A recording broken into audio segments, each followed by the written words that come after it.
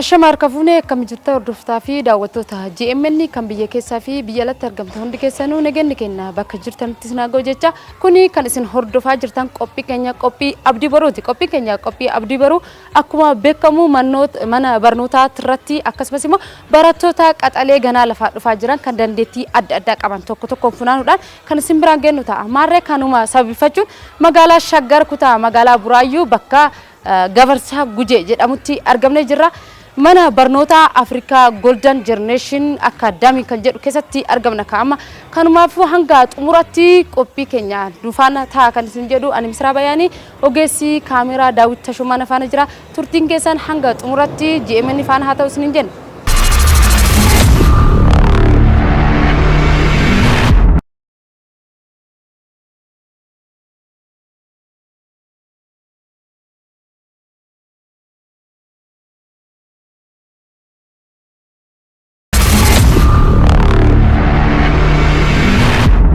Ega hordoftaa fi daawwattoota keenya amma mana barnoota Africa Golden Generation Academy-tti argamna jirra.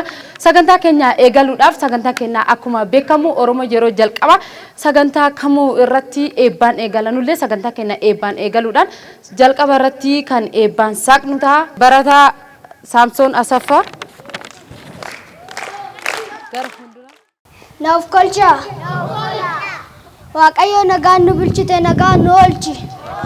Dogongora nu oolchi. Tolaa nutti qabi. Xiqqaa nu guddisi. Guddaa nu bulchi. Mana barumsaa keenya nu bulchi. Nu oolchi. An kanarraa anan jedhe waaqayyo taa guutu. Of kolcha. Waaqni kan nagaan nu oolche nagaan nu haa bulchu. Dogongora nu haa oolchu. Mana barumsaa keenya nuuf haa eebbisu. Haa guddisu. Barsiisota keenya nuuf haa gargaaru. Yaa Rabbi nagaan nu bulchi nagaan nu oolchi. Xiqqaa nu guddisi. Guddaa nu bulchi. Mana barumsaa keenya nuuf oolchisi.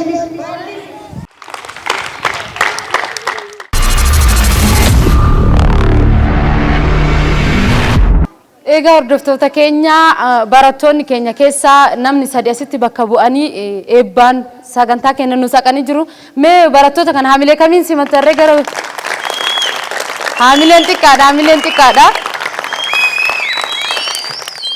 Sagantaan keenya akkuma itti fufetti jira. Sagantaan keenya kan itti aanuutiin garee shubbistootatu jira. Maal irratti akka qophaa'an kanuma walumaan ilaallu ta'a. Mee garee shubbistoota gara kanatti osoo nu dhuftanii haamileen asimadha kaasan.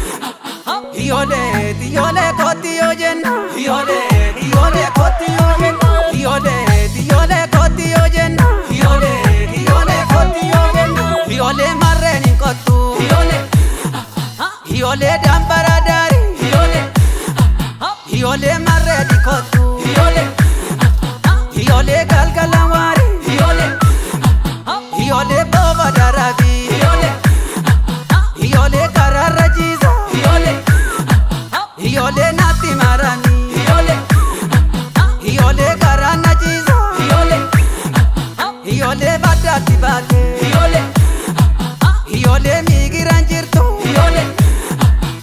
Ijoollee badde yaadni koo ijoollee naabiraan jirtu ijoollee kooti yoo jenna ijoollee kooti yoo jenna ijoollee kooti yoo jenna ijoollee kooti yoo jenna ijoollee baasanuu korma ijoollee gaafa filatti ijoollee naabidda mooree ijoollee lafa dikaatti ijoollee yoo biduu diddee ijoollee siyyoo waareessa ijoollee lafa seenaatti ijoollee zammasii yooko ijoollee yaagaarii yooko ijoollee zammasii yooko ijoollee kooti yoo jenna ijoollee kooti yoo jenna.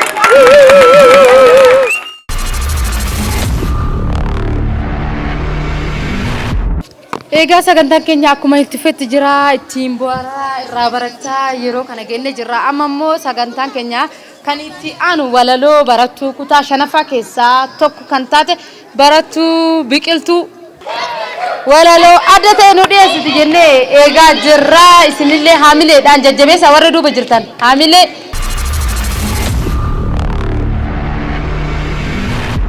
Maqaan koo Biqiltuu Nagaasaan jedhama. Amma kanan isinii dhiyeessu walaloo.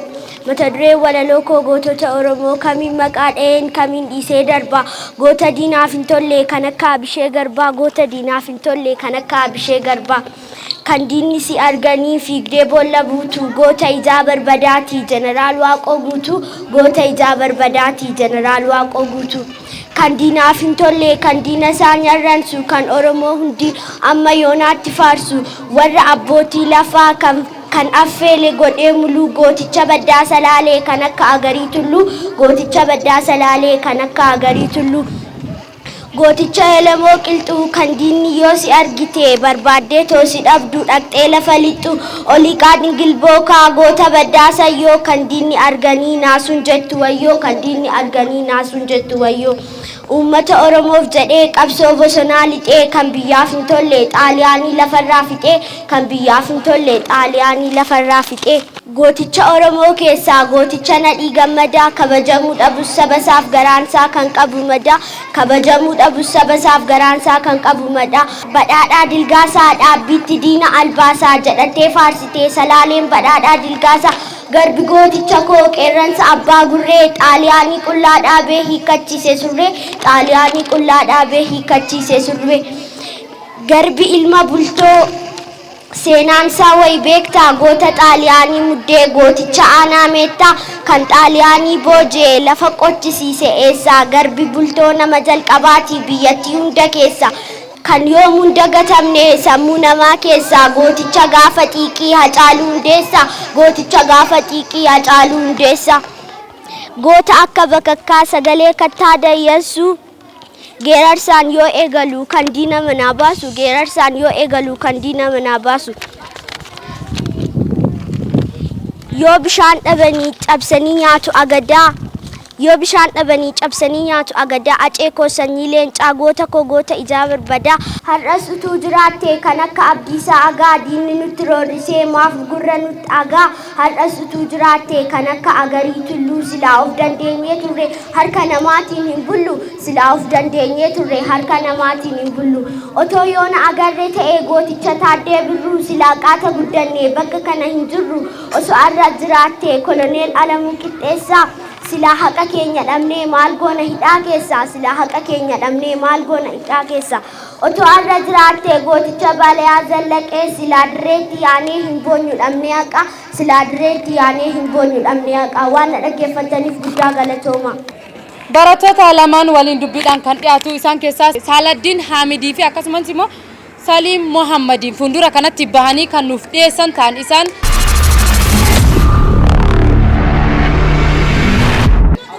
السلام عليكم. وعليكم السلام. من اسمك؟ اسمه صلاح الدين حميد. من اسمي مدرسة؟ اسمي مدرسة أفريكان جولدن جنريشن أكاديمي. من عمرك؟ عمري 16. من سكن؟ سكن كيلا. من جنسيتي؟ من جنسيتي إثيوبيا. من أدرس؟ أنا أدرس اثنين. من اسمك أدرس؟ واحد إمران حميد، واحد مروان حميد. ما اسمك؟ اسمي سالم محمود. من اسمك أدرس؟ اسمي مدرستي أفريقيا جولدن جنريشن. من عمرك؟ عمري 11. من أسنك؟ من سكن كلا. من سنجي؟ جنسيتي إثيوبيا. من أدرس سنتين. من أرجس؟ والسلام عليكم ورحمة الله وبركاته.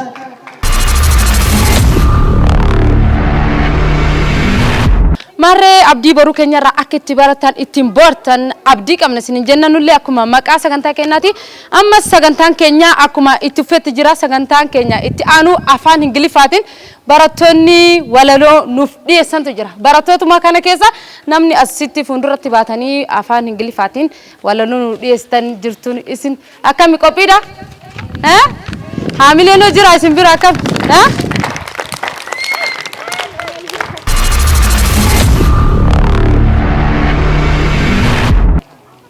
Okay, first of all, let me introduce myself. My name is Yerom Misganu. My father name is Misganu Tashome.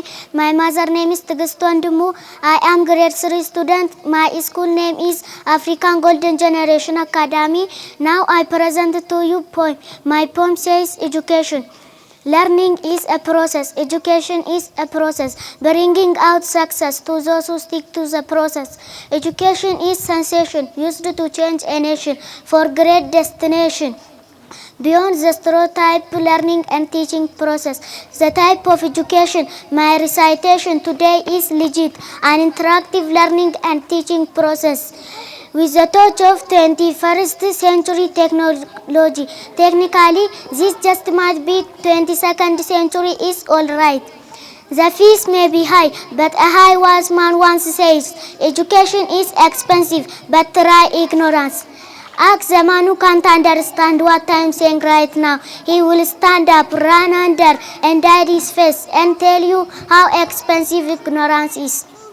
How I am going to be a doctor, an engineer, a lawyer, teacher, disciplined, respectful, and how I am going to be successful in life.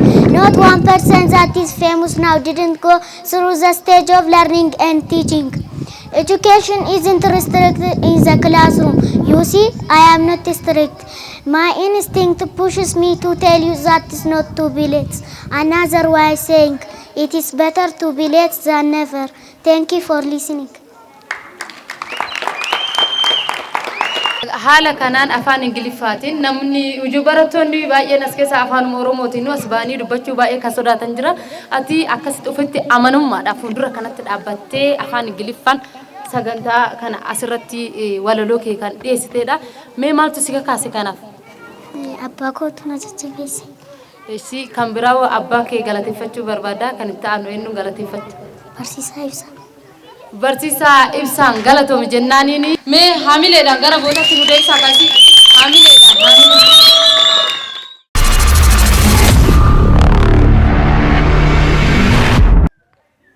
Ani maqaan koo Kennaa Tolosaan jedhama kanarraa dhufee kutaa tokkoffaadha amma kanas ni dhiyeessu walaloo. Walaloo walaleessaa gurra naaf ergisaa gurra qofaa miti afaan callisaa mata duree walaloo koo waa'ee barsiisaati. Anoo barsiisaa miti hin qabu fira barsiisaa dhugaa dubbachuuf yoomiyyuu seenaatu na dirqamsiisa. Mee koottaa dhugaa dubbannaa maaf nu duucha gurri hinaaffaa. Har'a ofii yaaduu dhiisnee dhaloota dhufuu lammaffaa Doktara Piroofersii barsiisaa matu kalaqee. Barsiisaa warra Itoophiyaa cubbuu maalii maqee kaabineen torba baree durgoo kumaan bulbulee. Barsiisaa dhiitamee fi mana kiraas bulaa maastersii badhaatee jiraatti jiru liqii ajab yaa dhugaa kana maaliif irraa fagaatte soomni caala didee malee. Boodlaantuun nachee adeema innoo sobaaf jedhee dhugaaf kutee cabee barsiisaa meeqatu mana jireenyaa qaba kaabineen torba baree rakkinnis jijjiirame Barsiisaa dhiitamee fi mana kiraas bula. Mataa gubatti coomaa bal'isee nama yaaduuf dhugaadha dubbii jabduu. Dirqama dhugaa baasuuf barsiisaa ta'uu qabda. Barsiisaa ta'uu qabda. Waan na dhaggeeffataniif guddaa galatooma. Mee maqaa keetiin akkasumas immoo barattoota kana bakka buutee fuuldura kanatti baatee walaloo ittiin baratan irraa baratan akkasumas immoo nama gammachiisuu nama barsiisuu jettee yaaddu dhiyeessitee jirta. Walaloo kana dhiyeessuudhaaf maaltu si kakaasee akkasumas immoo nama akkati walaloo kana barreessituuf si gargaaran keessaa eenyu? Barsiisotaa fi maatii koo. Tole galatoomi. Mee haamileedhaan gara bootatti isii deebisa. Haamileen hin jiru maali?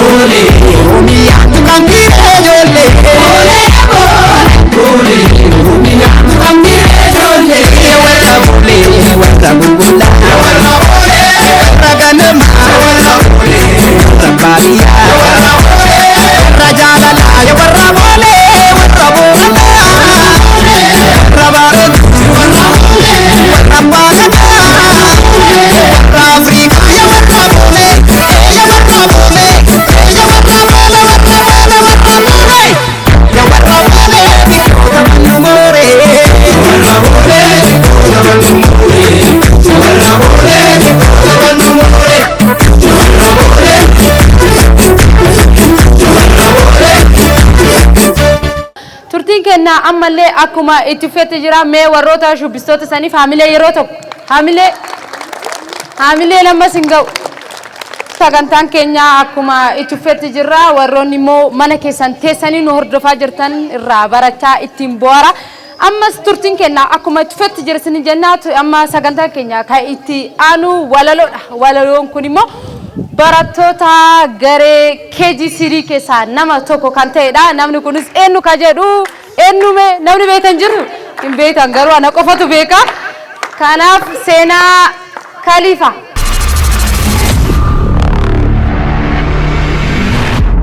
Introduce myself. My name is Sena Khalifa. My father name is Khalifa. My mother name is Lule. I have no brother. I have no sister. I live in Colombo. My nationality is Ethiopia. I like cake. I dislike coffee. I want to be doctor and a pilot. Thank you for attention.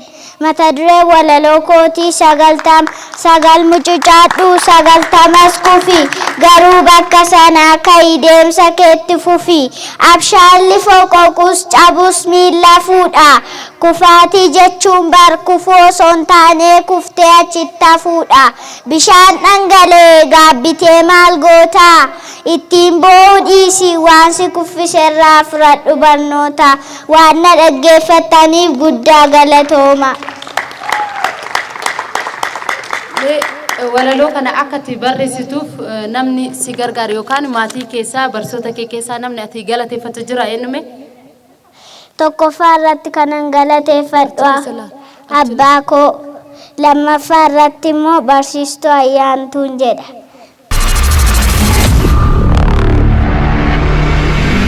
Okay, first of all, I would like to say thank you for giving me this chance.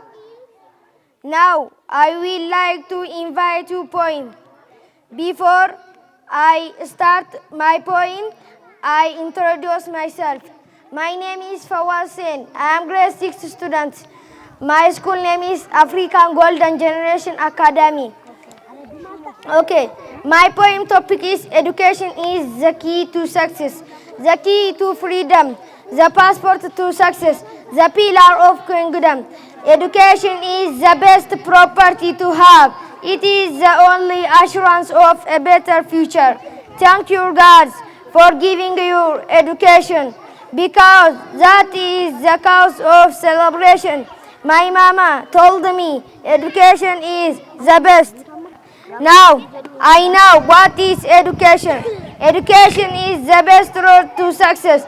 Education is an access to the key of success. Education is important nowadays life. All of us to get it. Thank you for listening.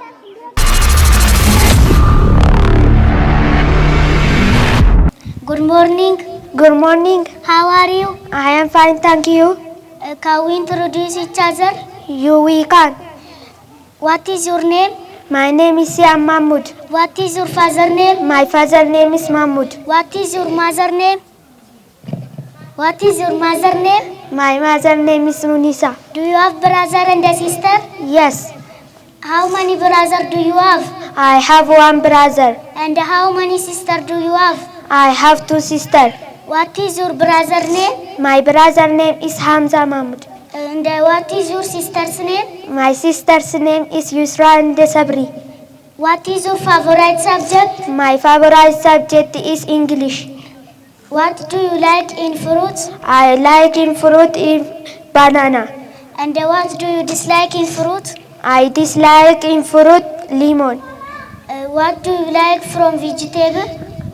I like in vegetable carrot. And what do you dislike from vegetable? I dislike in vegetable tomato. What is in the future? What do you want to be? I wanted to be doctor. Thank you for your answer. Thank you for listening.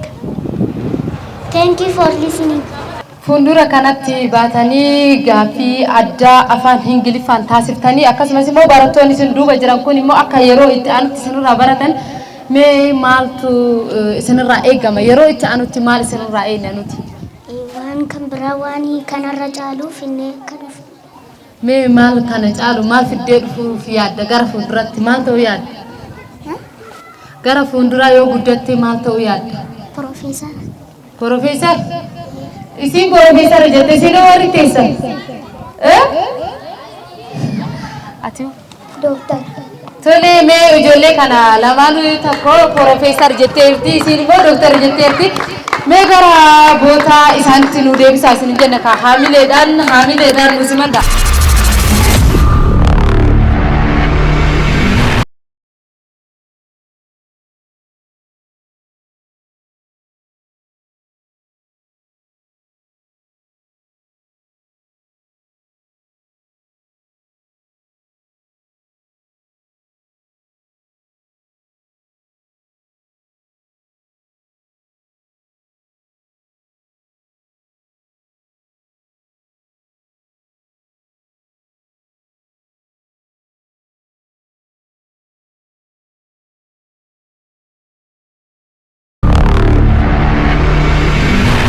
Egaa hordoftoota fi daawwattoota keenya kuni qophii abdii boruuti qophii abdii boruu keenya har'aati mana barnoota Afrikaa Golden Generation Academitti argamne gara goolabatti dhiyaachuuf deemaa jirra hanga ammatti immoo dhandhama gara garaa isin dhandhamsiisaa turreerra amma immoo asuma keessatti barattoota tokko lama jennee keessa barattoota yaada addaa qaban bana barnoota kana keessatti maaltu akka jiru akkamitti barachaa akka jiran yaada isaanii kan irraa fudhannu isaa waliin turtii kan taasifnu ta'a turtiin keessan ammas qophii keenya qophii abdii boruu akkasumas immoo televezyiinii GMN faana haa ta'u isiniin jenna turtiin keessan nu faana haa ta'u. Yani maqaan koo Hayaata Sheetuun jedhama kan hin baradhu kutaa ja'affaadha. Mana barumsaa kana mana barnootaa kaanirraa wanti adda godhu inni guddaan wayitiin keenya nu jalaa hin gubatu nutillee barana ministiriif nama deemaa jiru waan ta'eef barsoonni keenyas baay'ee nu jajjabeessaa jiru akkasumas orkishiiktiillee hunda isaa keessa deebi'anii kan nu barsiisaa jiranidha. Qidaames wayitiin keenya tokko osoo hin gubatiin qidaames sirnaan kan nu barsiisaa jiranidha. Tole maqaan koo Robeeraa Zarihuun jedhama kan hin baradhu kutaa shanaffaadha. Ani erga manni barumsaan kun jalqabameeti asuma baradhaan jira. Manni barumsaa kun mana barumsaa warra kaan irraati adda kan godhu qulqullinni isaa barsiisonni isaas akka maatiitti ta'anii akka abbaa fi haadhaatti ta'anii nu barsiisanidha. Kanaafuu barsiisonni keenyas barsiisota hin argamnedha. Kanaafuu manni barumsaa kunis qulqullinni isaas adda mana barumsaa kana qidaamee yeroo baay'ee meekaappii waamamne meekaappii keenya seeraanis ni baranna barsiisonni keenyas peereedii keenyas hin gubanni peereedii yeroo nuun itti barannus barsiisonni keenya hin gubanni nuunis gaafa barsiisonni hin jirres teenyee wal qo'achiisna wal barsiisna kanaafuu manni barumsaa kun waan addadha maatiin barattoota warra kaanis mana barumsaa kana akka fakkeenyummaattiyyuu fudhachaa irraa nuuni kanaafuu fakkeenya guddaa godhatanii akka isaan dhufanii maatii isaanii ijoollee isaanii barsiisanii waama jechaadha. Maqaan koo Fawwaaseen jedhama. Ani manni barnootaa kun kan adda taasisu mana barnootaa hunda keessatti barachuu baadhus tokko keessatti amma baradhetti madaalii mana barumsaa kana wajjiniin hin qabani. Tokkoffaa asirra mana barnootaa kana keessatti qulqullinni isaanis addadha. Yoo balleessinis gorsaan nu deebisu. Barnoota keenyas barsiisota muuxannoo gahaa qabaniin nu barsiisaa jiru jechuudha. Kanarraan kan hafe immoo sanbata xiqqaa dhufanii meekaappiin waamuun asitti barnoota gahaa akka argannuu fi gara fuulduraattis akka jajjabaannu abjuu guddaa akka qabaannuufis nu jajjabeessu jechuudha. Barsiisonnis akka maatiitti nu ilaalu akka haadhaaf abbaatti kabaja walii qabna jechuudha. Mee ati barsiisota keetiif dhaamsa ati qabdu? Ani barsiisota koo fi dhaamsa ani qabu tokkoffaa akkanumatti fufaan jedha.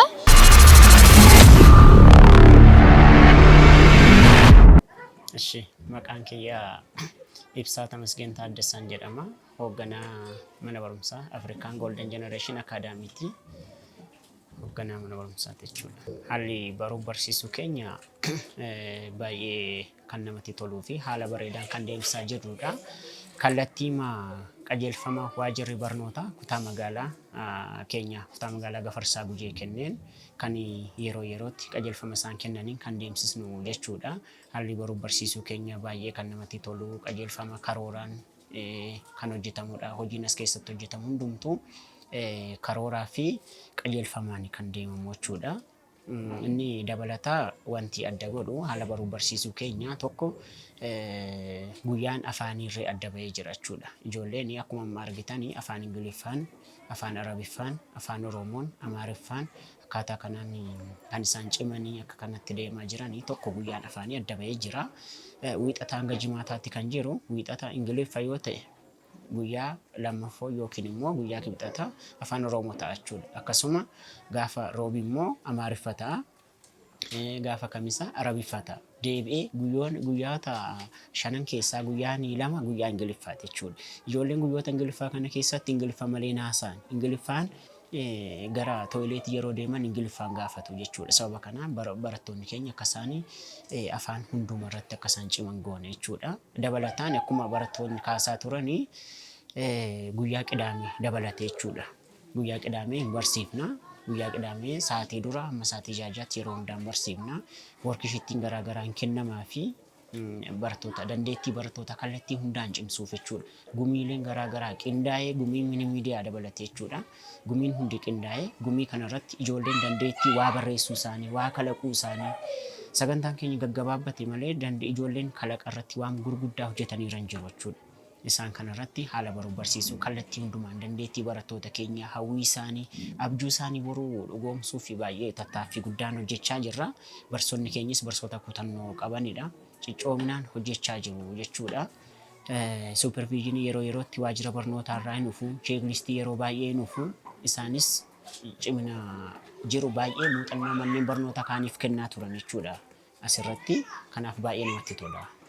Nuyi barattoota keenya promooshinii barattoota keenya irratti hojjennu kan nuti barataa waamnu jechuudha. Maaliif dandeettii barataa as keessa jiru gaafa ba'ee alatti argamu barattoonni maatiin barataa ollaa qaba, barataan tokko ollaa qaba, maatii qaba, fira qaba waan ta'eef firri isaa gara asiitti akka jijjiiramu godha jechuudha. Kanaaf irra caalaa eenyu irratti hojjechaa jirra? Barattoota irratti hojjechaa jirra jechuudha. Mooraan mana barumsaa akkuma beekamu haala garaagaraan miidhagaa ta'uu baatus dhaabbanni keenya xiyyeeffannaatti kennee dhaabbanni keenya Afrikaa Holdingii Group jechuudha. Xiyyeeffannaa guddaa dhaloota kanarratti kennuun barattoota tola ooltummaatiin barattoota baay'ee natsaa barsiisaa jira jechuudha. Kanaaf dhaabbanni keenyas xiyyeeffannaa guddaa itti kennee kan hojjechaa jiru mana barumsaa irratti yookiin immoo dhaloota kanarratti waan ta'eef boruu biyya kana kan bakka bu'u dhaloota kana bifuma kanaan barataa baay'een akka dhufuufis abdii guddaa qabna. Maatii baay'eenis baay'eetti gammadaniiru. Barattoonnis maatiin barattootaa fi yeroo yerootti walga'iin barattoota waliin maatii barattootaa waliin hin taa'ama. Kanaaf baay'ee gammadoodha. Jijjiirama barataa isaanii irratti arganiin jechuudha. Kan isaan gammadan jijjiirama barataa isaanii irratti arganiin waan ta'eef barataa irratti hojjechuun gahee keenya isa guddaadha jechuudha.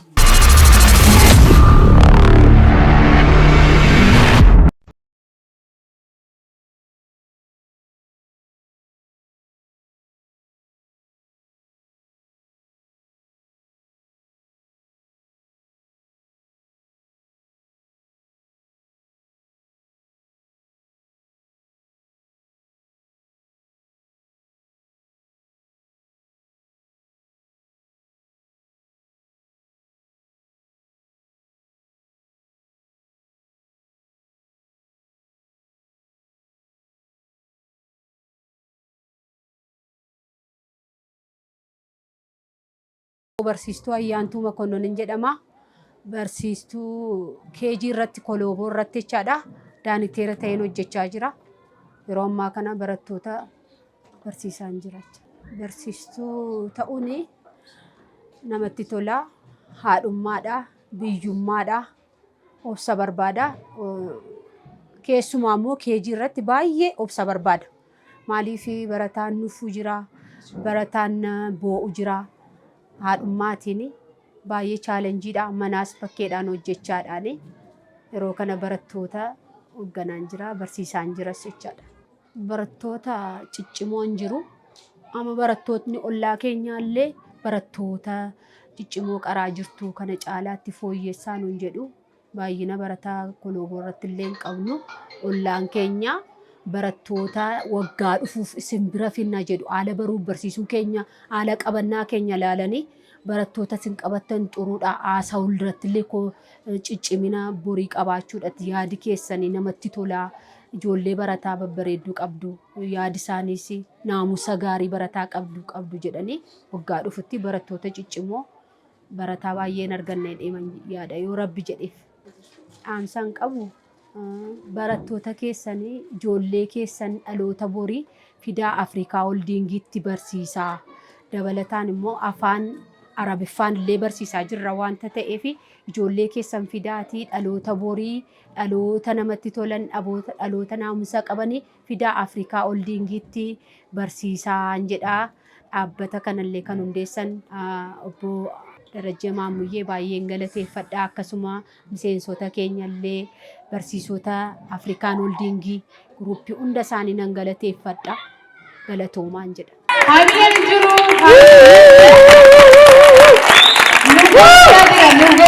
Egaa hordoftaa fi daawwattoota keenya kan bakka adda addaatti saniin hordofaa jirtan kuni qophii keenya qophii abdii boruuti. Qophiin keenya abdii boruu akkuma beekamu barnoota garaagaraa dabarsaa irraa barachaa itti boora akkasumas immoo barattoota lafaa dhufaa jiran qaroo ta'anii fuulduratti baasuudhaan kan isin faana turtii taasisaa jiru ta'a. Marree kanumarratti qophii keenya har'aa gara goolabuu geenye jira. Qophii keenya har'aatiin mana barnoota Afrikaa Golden Generation Akaadaamiitti argamne marree qophii addaa miidhagaa akkasumas immoo nama barsiisan irboorsan tokkoon kan isin faana isin qaqqabsiisaa turre ta'a. Qophicha qopheessuun kan isin faana turtii taasisee ani Misraa Bayaanii ogeessi kaameraa Daawit Tashomaatti na faana turtii taasisee jira. Hanga torbee itti aanu walitti deemtu yeroo gaarii isin jenna.